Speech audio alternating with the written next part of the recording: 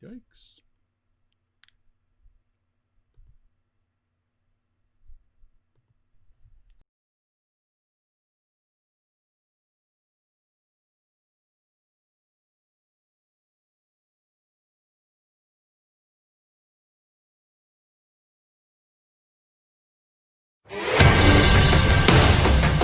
Vaughn into the windup in his first offering.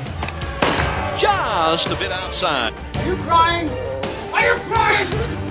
There's no crying. There's no crying in baseball. Little roller up along first. Behind the bag. It gets through Buckner. Here comes Knight and the Mets win it. Are you okay? I'm fine. I just threw up in my mouth a little bit. Flutie takes the snap. He drops straight back. Has some time. Now scrambles away from one hit. Looks. Uncorks a deep one for the end zone. Phelan is down there. Oh, he got it! He got it! He got it! Touchdown! Touchdown! Touchdown! Touchdown! Touchdown! Boston College! He did it! He did it! Flutie did it! Well, I believe in the soul. The small of a woman's back. The hanging curveball, high fiber, good scotch, that the novels of Susan Sontag are self-indulgent, overrated crap. I believe Lee Harvey Oswald acted alone. I believe there ought to be a constitutional amendment outlawing AstroTurf and the designated hitter. I believe in the sweet spot, softcore pornography, opening your presents Christmas morning rather than Christmas Eve, and I believe in long, slow, deep, soft, wet kisses that last 3 days. Good night.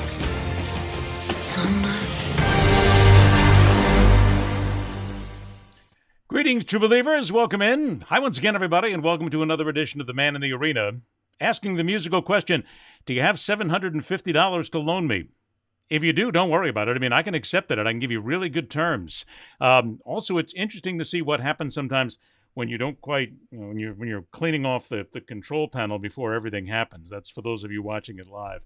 All right, we got a long way to go and a short time to get there. How's everybody doing? It's about time we got back to doing some serious stuff here, having a little fun on an occasion because, I've been getting a lot of emails and a lot of Facebook notes here in the last couple of weeks with people going, why are you no longer doing politics on Facebook and on Twitter? And I keep going back to them and I keep saying, because I'm getting smarter as I get older, because it just doesn't work anymore. It's not fun. There's just nothing to it. And there's too many arguments. And it was funny because I put one little thing up a couple of days ago, and all of a sudden it became a political argument where there was a guy who pretends to be a doctor who asked for, why don't you give me certain verifications of what you're saying and give me some actual, don't give me the media here, give me some real medical journals here that talk about COVID. And I did. I gave him 3 within minutes. And then he came back and basically said it was all false anyway. So it came right down to the whole, here it goes all again, and it started. For those of you who are in on the whole thread, you know exactly what I'm talking about, but it just got to be boorish. And after a while, he came back, and that's it, goodbye. I'm getting to the point, and it's got to be age more than anything else, but hopefully it's intelligence, where I just don't want to be a part of that anymore. And, maybe that's what we all need to do is just not be a part of it, because God only knows, starting tonight, it's only going to get worse. And I'll address tonight a little bit later on, but not a lot of politics here and there. Okay. Mostly sports. By the way, I should point out that the comment lines are open on Facebook, YouTube, Twitter, and Twitch, if you want to go ahead and get involved. I do have, and I have been toying with this for a while, the opportunity to take live phone calls, which we can now do. But I'm just not going to do it today. It's kind of, you got to be in the mood to do it, and I'm just not in the mood to be able to do it today. I will say this much. Yes, I did stay up last night, and I did watch, although it wasn't that late, I did stay up last night and watch the Stanley Cup Final Game 6. Look, if you're a fan of the Tampa Bay Lightning, and everybody knows that I'm a huge hockey fan. As a matter of fact, one of the big questions that I was asking on my Facebook page today was, when does the 2021 season begin? I want to know right now. Because I need to get this over with. We need to go ahead, take care of the trades. The Bruins need to go ahead and do whatever they're doing, and we need to move on. I give the Lightning all the credit in the world because that you should, but Tampa Bay points out exactly, this wasn't going to be the first thing I was going to talk about today, but why not? We hate winners in this country. We hate them every single chance we get. And there's a good reason for it, because we want to be them. I mean, let's really face it here. The reason why people like me hate the Lightning right now is because they beat the Bruins. And I'm upset because we're not them. And I want to be them. I want to. You want to be the Lightning. You want to have a team that is just that good playing for you. And when they don't, then you get angry. So that's why, look, I respect the Lightning, but I hate them. I hate every single one of them. They're all a bunch of dirty players. I mean, I want to take Palat and a few others and I want to toss them over the side of a bridge somewhere because I just never want to see them again. And it's at this point in my life, I'm not even concerned, and my friend Laura Lee is going to be very upset about hearing this, but I don't give a damn about Toronto anymore. None. Zero. Nada. Goose egg. I don't care because they suck. And they have sucked for a long time. They've sucked for a long time. It's the Lightning. I want to beat the Lightning every single time out. And now next season, I want to beat them even more. Because why? They're the Stanley Cup champions. So it's just, we love to hate winners in this country because, not because of any other reason than we wish they were on our team. And it doesn't make a difference whoever wins the NBA Finals, there's going to be a bunch of people who will hate them. And I will go on the record right now and say this, but I'm picking the Miami Heat to beat the Lakers. And I don't know whether it's 6 games, 7 games, who the hell cares, but I'm picking Miami to beat the Lakers. I don't care what. Lakers fans can get all upset. I really don't care because people will know that I'm not the biggest basketball fan in the world, but look, I've been covering sports for a long, long time. So I know a good team when I see one. That's a really good team. That's a team that's bordering on greatness at this point. So there's no way in hell I'm going to pick against Miami. I am going to pick against the Miami Marlins in the baseball playoffs because I just don't think they have enough. They've got good young pitching. But look, this is a team that barely finished 500. I got scorched by friends of mine who were going in on a Twitter battle in the last week, who, when the Marlins made the playoffs, said it's time for Ed Berliner to take back what he said about the Marlins at the beginning of the season. No, I'm not going to say it. They're an average team. They're a 500 team. And not only that, but they're going into the playoffs in an asterisk season. Whoever winds up winning the World Series this year, it's not, look, to me, it's not a true World Series. Why? It's 50 games. I mean, that's really, look, the National Hockey League came close to a real regular season. Baseball, a third of a regular season tops. So, yeah, they're going to win a World Series.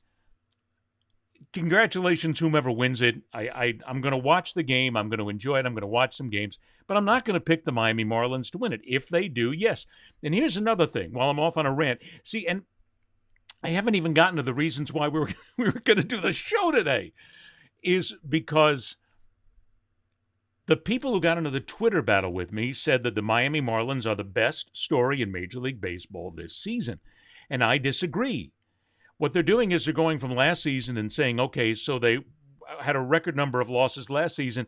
Have you checked recently and found out how long it's been since the Chicago White Sox got close and sniffed a World Series? How about the San Diego Padres? The two best stories in Major League Baseball this season, if you want to take it on who they were, what they've been, where they've been in the last 2 decades, easy. White Sox and the Padres. Marlins are a great one-season story.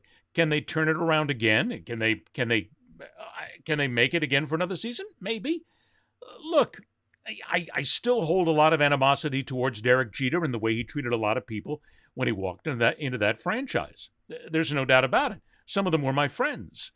But they're in the playoffs. That's really all that counts. Good for them. Be in the playoffs, but I'm not going to pick the Miami Marlins this year. See, I root for the players. I don't root for organizations. I always root for players because players are the guys and the gals who have really sometimes one chance to get into a playoff, to make it to a championship. Owners get a chance to do it dozens of years for decades. Players get one shot, so I'm going to root for the players.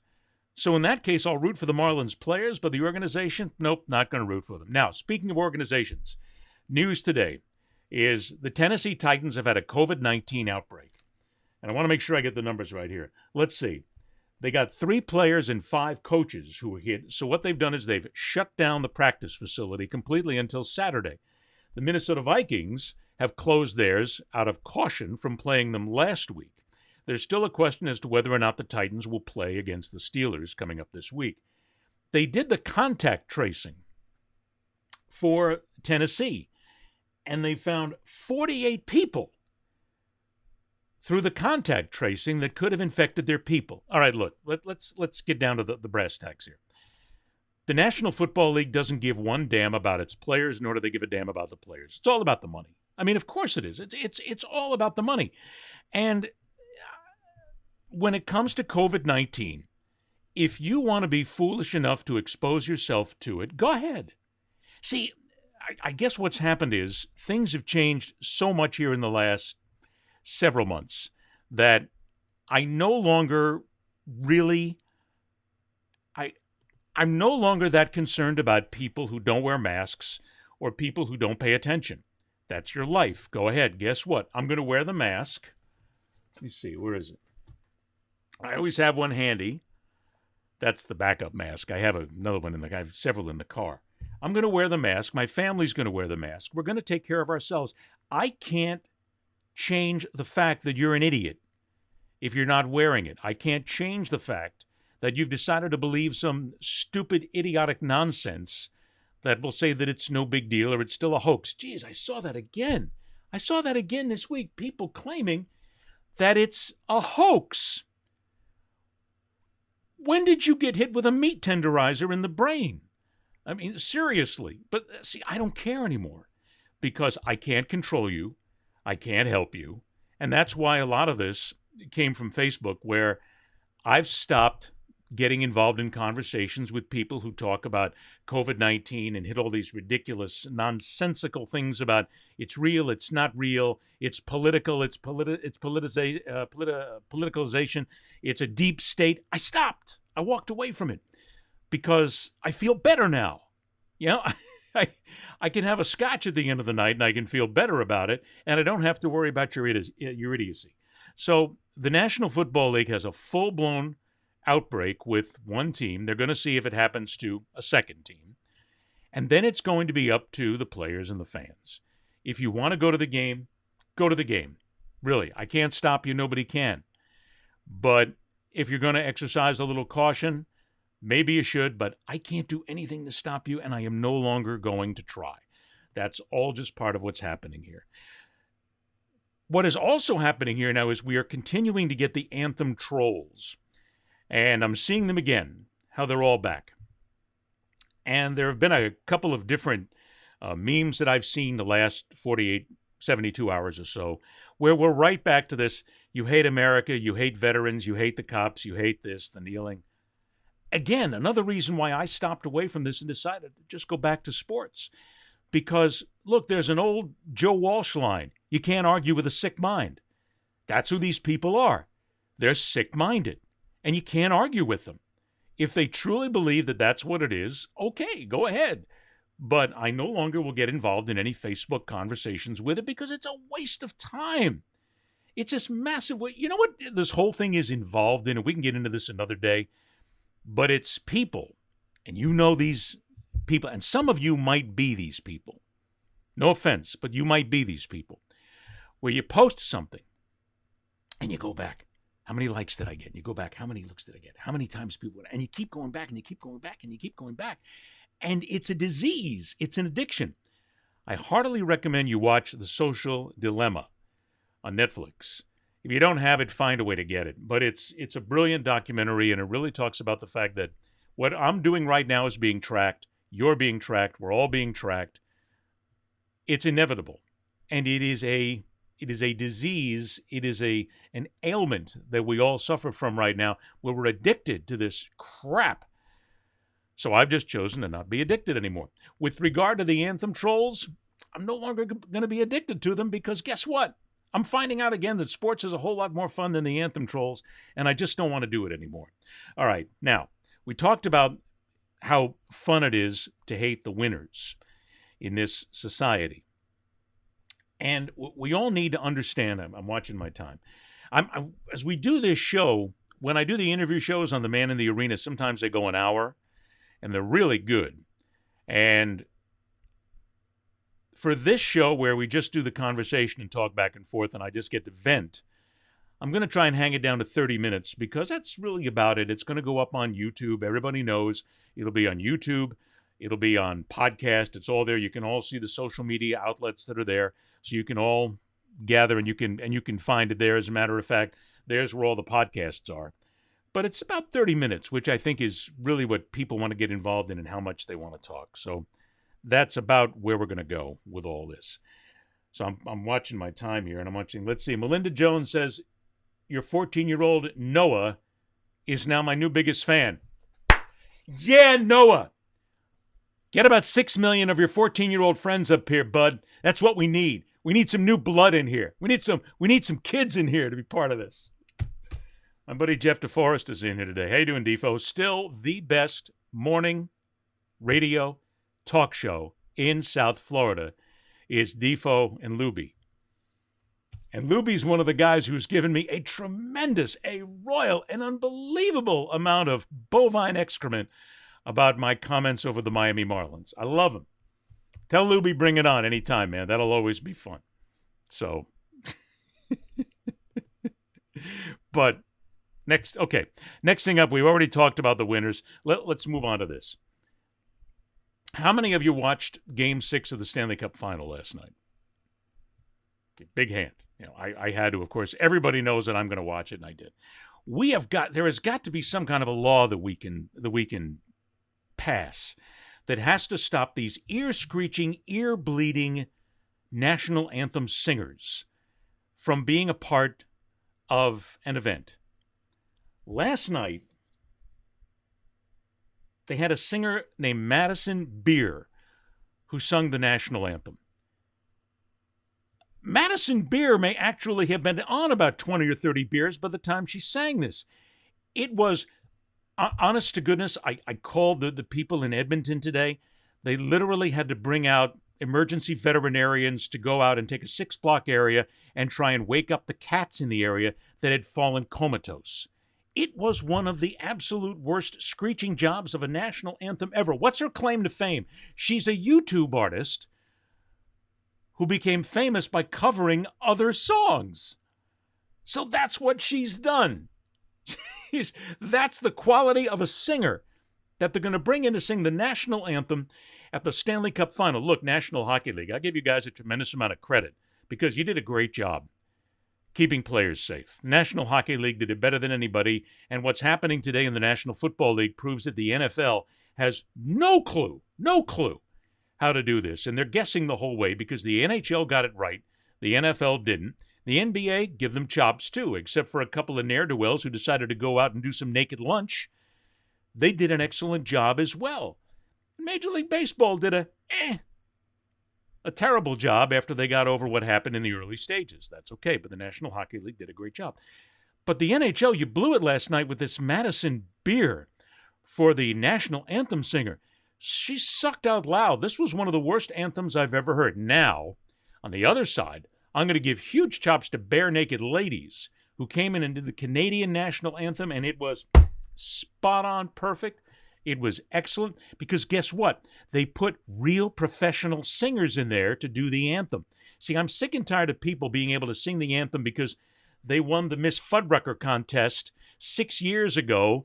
Or here's a guy who all of a sudden was a Twitter sensation who has been out there doing Ricky Martin songs. I'm showing my age. Anything like that. And because that's why they picked him. Stop! This madness has got to end. Be like the Bruins. Have one guy come in and sing the anthems. Boom. That's it. All the time. Have one person. I don't give a damn if you take Whitney Houston's version and play that over and over and over again. But stop with this. It was terrible. It was ear-shattering. Yeah, I know it's a minor little thing, and then you get onto the game, and you can avoid it by just not doing the whole anthem thing. I like the anthems. I kind of enjoy being a part of it. But let's stop having these terrible singers in here who just aren't really singers. All they are is contest winners in some way. I don't know. at the end of the day, maybe they gave her a plane ticket and a 6-pack of Labatt's to be able to sing at this thing. But let's do something a little bit better next time instead of having somebody like this sing the national anthem. I'm all part of it. Now, here we go for tonight.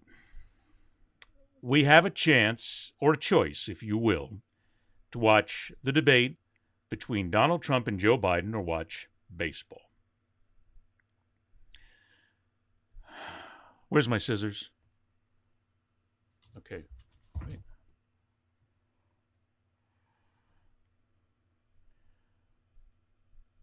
I would rather be running through the house with these than make the decision.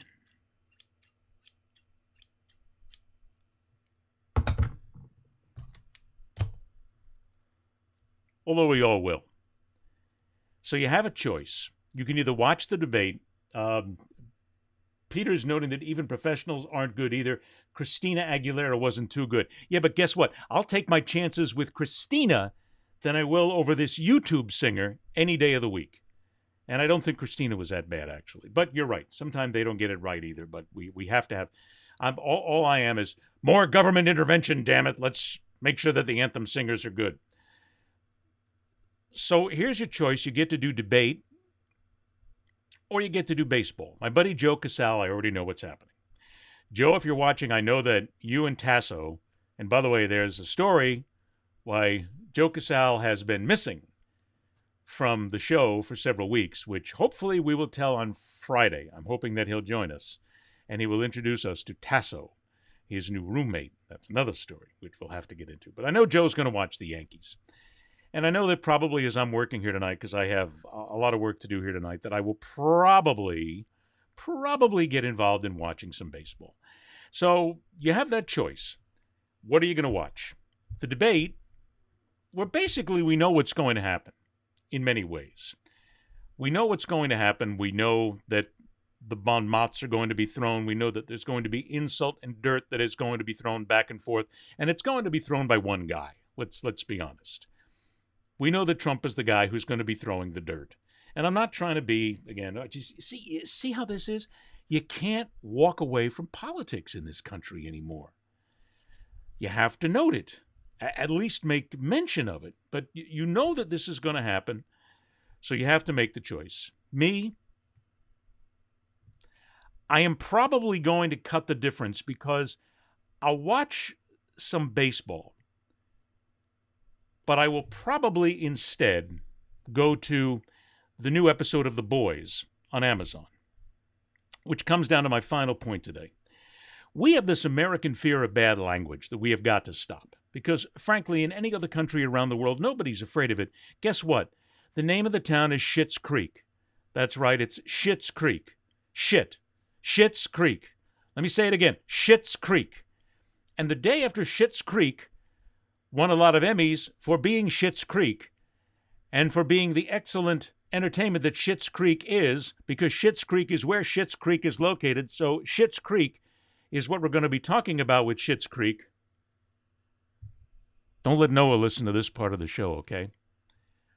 Everybody gets in a flurry about the name of the town, Schitt's Creek. And the next morning, nobody is allowed to say it on morning television. We're adults. Say the word. Say it out loud. Shit. Oh. Painful. Schitt's Creek. I think that's part of the problem that we have in America. We're so cloistered, and we take everything so seriously, and we're always so prudish about what we do. It's just a word. George Carlin actually said it best about 1 million years ago, where he said they're only words, and words only carry power because we give them power. If you give Schitt's Creek power because you're saying Schitt's Creek is talking about something other than Schitt's Creek, the name of the town, which is Schitt's Creek, and you could walk through Schitt's Creek and it would still be Schitt's Creek in the state that Schitt's Creek is in. How'd I do? That was at least 6. If you keep giving it power, then it becomes a powerful word. The Boys is a prime example of it, because The Boys, if you haven't seen it, is way over the edge. It is violent. It is... I'm trying to think of a really good way to put this calmly. It is verbally taxing in a lot of ways, but it's a great story. It's so well done. Carl Urban is excellent in it. And if you look real close, you can see some current political individuals involved in the heroes. But I will probably split my time between baseball and The Boys. And then there's a couple of other shows that I'm sort of looking at right now and doing on and off. Actually, it's funny because now having gotten Peacock, I now go back and I'm watching a lot of the old Law and Order shows on criminal intent. So that's the choices. But I more than likely, I'm probably going to stick with baseball simply because I want to get back to sports. Reminder, I just want to let everybody know that tomorrow on The Man in the Arena, a great guest, somebody that I have been waiting to talk to for a while, is going to join us. His name is Peter Rourke. Peter Rourke is a guy who saves dogs. He runs a nonprofit organization called Dog is My Co-Pilot, and this is a guy who takes dogs, flies them all across the country. He's been doing this for years, and I saw his story on CBS, and I got a hold of him, and Peter was nice enough to say that he'd come on the show. So it'll be tomorrow, 3 o'clock Eastern Time, 12 o'clock Pacific Time, where you get to hear a really good story. And that's one of the things that I like to do on the show when it comes to the interviews. While a lot of the interviews are serious, I enjoy doing the stories like this because they're not political. They don't hurt anybody. They're actually good, clean. I hate to say good, clean fun. It sounds like all of a sudden I'm hearkening back to, let's leave it to Beaver days. But in light of all of the bullshit, sorry, Noah, that we put up with these days, it's nice to just be able to have a good story. So he's going to be our guest tomorrow. Don't forget, subscribe to us on the YouTube channel. Go to welcomeToTheArena.com. Please subscribe. It's very important for you to do that. Also, don't forget, you can catch me, Berliner Speaks, Facebook, Twitter, LinkedIn. You can catch me there as well. Also, let's see. What else have I got here to go ahead and drive some of the self-aggrandizing promotion here? Don't forget the website. You can go to edberliner.com. Facebook and Twitter, I already gave you that. That's at Berliner Speaks. On the podcasts, don't forget that the shows are heard in their entirety on 9 different podcast platforms. All you have to do is go there. You can pick out the ones that you want to be a part of. And if you want to, you can go ahead and send an email to my tickettothearena@gmail.com. Did I cover everything? Wait a minute. What's this? Peter, Biden needs to start. Peter, you might have the best answer of the day here on the text. Biden needs to start his answers with, well, that's the $750 question, isn't it? Well done. Although, see, if you're from South Florida, you will all know the joke because it's a private joke that only, well, if you listen to radio in South Florida for a lot of years, I'm going to paraphrase what the joke would be. It would be, loan me $750.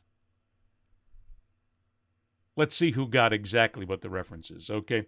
Thanks, everybody. Have an excellent day. Enjoy the baseball games tonight. Go Heat. I still think they're going to beat the Lakers. Don't forget, God is my pilot. God is my co-pilot is going to join us tomorrow. Thursday, we're going to be off. Friday, we'll be back, hopefully, with Joe Casal, and God only knows what else we decide to do. Why? Because I can. That's why. Have a good day, everybody. Be safe. Take care of yourself. Rock on, true believers. See ya. Be sure to stay connected on social media with questions, comments, conundrums, you name it. It's at Berliner Speaks on Twitter, Facebook, and on Instagram. A great place to talk business and learn a lot more about what we do is simply check us out on LinkedIn. Just go there and search out Ed Berliner. A reminder that every single episode of The Man in the Arena is uploaded to YouTube. Just go to welcomeToTheArena.com, or if you're on YouTube, search out Ed Berliner Media. If you would prefer to listen to The Man in the Arena, every episode is available for download on all the major audio podcast platforms. The Man in the Arena is produced by Entourage Management, LLC and Entourage Media.